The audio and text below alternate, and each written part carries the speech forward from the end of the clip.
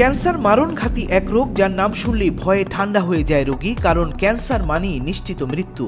রোগটিকে এখনো জয় করতে পারেনি চিকিৎসা বিজ্ঞান। আধুনিক চিকিৎসায় রোগটিকে কাবু করা গেলেও ওষুধ না থাকায় মানুষের ভীতি কমেনি।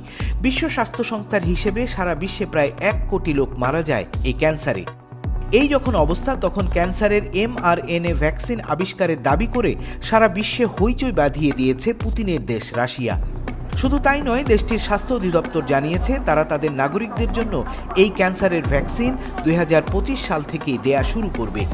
এই খবরে তোলপাড় চলছে সারা বিশ্বের গণমাধ্যম আর চিকিৎসা বিজ্ঞানের জগতে।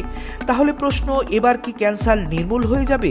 দেশটির স্বাস্থ্য অধিদপ্তর বলছে, ভ্যাকসিন নিলে আগাম ক্যান্সার প্রতিরোধ করা যাবে, বিষয়টি তেমন নয়। তবে যারা এই রোগে আক্রান্ত হয়েছেন কেবল তাদেরকেই ক্যান্সারের ভ্যাকসিন দেয়া হবে। ফলে ক্যান্সার থেকে বাঁচতে আগাম ভ্যাকসিন কাজে আসবে না। তাহলে প্রশ্ন থেকে যায়, কোন ধরনের ক্যান্সারের জন্য এই ভ্যাকসিন কাজ করবে প্রতিষেধক হিসেবে, নাকি সব ক্যান্সারের জন্য?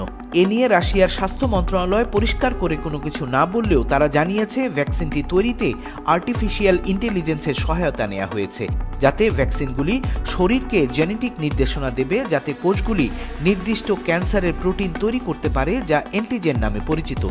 এই প্রক্রিয়াটি প্রোটিনের বিরুদ্ধে অ্যান্টিবডি তৈরি করবে, ইমিউন সিস্টেমকে প্রশিক্ষণ দেবে।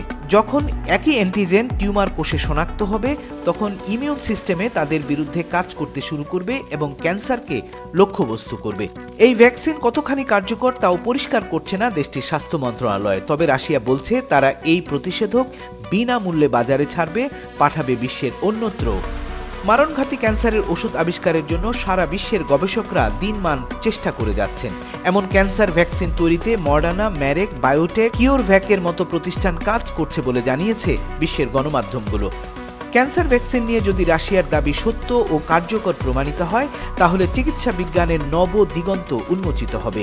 ভ্যাকসিন দিয়েই ঠেকানো যাবে ক্যান্সার আক্রান্ত কোটি মানুষের প্রাণ।